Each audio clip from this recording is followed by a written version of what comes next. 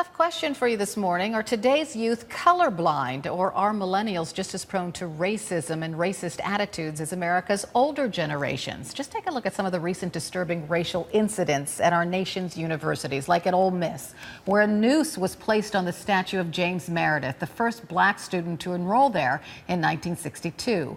A fraternity was suspended after 3 of its members were suspected of placing that noose on the statue.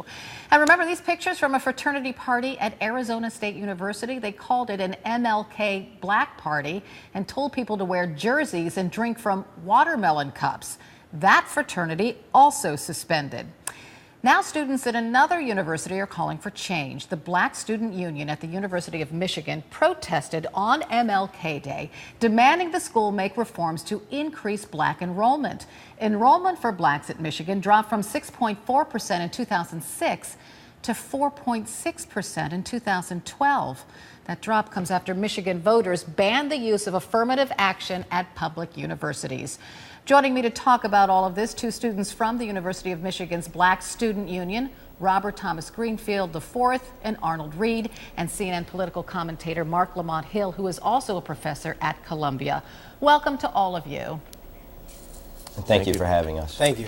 Thanks for being here. So Arnold, I want to start with you. How has falling enrollment affected race relations on campus? Race relations have been especially tense, especially with low numbers.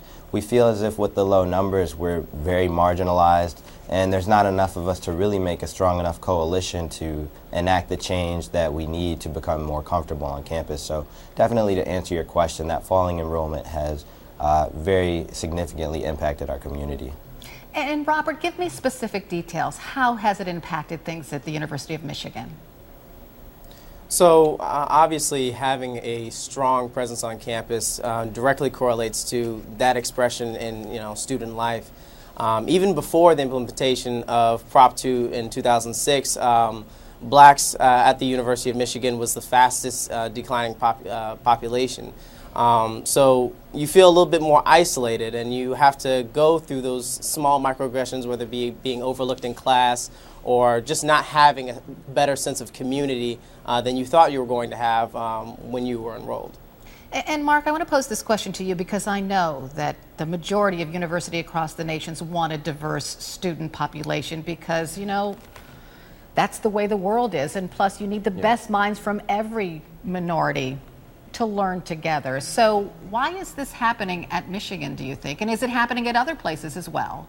Oh, it's happening all over. So many universities are now being compelled to not use race or ethnicity as a factor in enrollment decisions. It's part of this broader project of becoming post-racial and, as you mentioned earlier, colorblind. The problem is colorblindness is not something we should aspire to. I don't want to live in a world where I don't see race. I don't want to live in a world where I don't see racial difference. I do want to live in a world where someone's race is not a demerit or it doesn't deny you access to things. I don't want to be post-racial. I want to be post-racist. And unfortunately, at places like Michigan, their efforts to deny race or the existence of race has resulted in the dwindling numbers of students, which makes them more marginal, which makes them more isolated, which makes it easier for them to not get the support and care that they deserve. And quite frankly, it emboldens majority students to do crazy things like hang up nooses or have gangsta hood parties on Martin Luther King Day because there's no collective response from the institution because the institution doesn't want to acknowledge that race exists in the first place. Well, some white students might disagree with you, and I'll pose this question to you, Arnold. One white student told the New York Times that white students who plan black-themed parties, for example, quote, don't mean to be offensive, and said it's, quote, not a conscious racism, it's subconscious. Do you agree?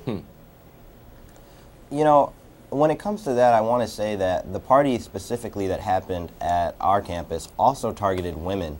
And so there were a lot of sexist elements that went into that too. I believe that those parties that use those kind of crazy themes is really a call that people want to experience black culture. They want to learn about new things, but they just have to find ways to do them productively and in ways that don't make other students feel less than their worth. So Robert, do you feel the same way? Is it just a matter of maybe enlightening fellow students? I do think that it attributes partly to a lack of cultural, intelligence on campus, and I think, again, it's willful ignorance cultivated with a lot of misappropriations of other people's cultures that, you know, some people, just given how they were brought up, don't truly understand that you have to respect certain limitations regarding other people's cultures. But I think, you know, to comment on the colorblind policies, you know, albeit intuitive, many of those policies blatantly disregard the, you know, the historical context that each of those communities, you know, live in. So it's really important to take that into account when, you know, interacting culturally with somebody else.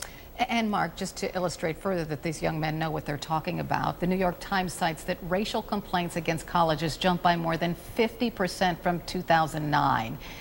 Is the lack of affirmative action policies the reason for that, or is it more than that? I think it's a few things. I mean, one thing we've seen for sure, even in the age of Obama, during the Obama presidency, is the rise of racist organizations, the rise of white nationalist groups, and the rise of discrimination lawsuits across the country. I think there's a broader zeitgeist here that we have to think about. But absolutely, eliminating affirmative action creates a different type of environment on campus. It decreases the number of protections on campuses.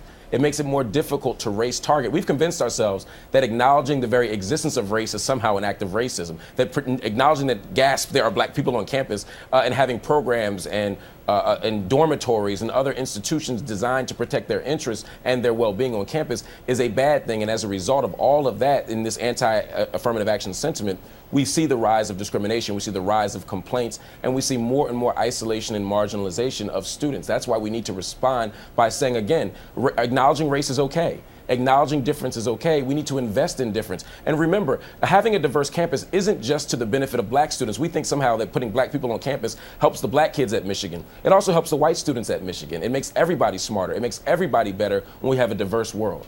Absolutely. So continue the fight. Arnold Reed, Robert Thomas Greenfield IV, and thanks to you, Mark Lamont Hill. I really appreciate it. Fascinating conversation.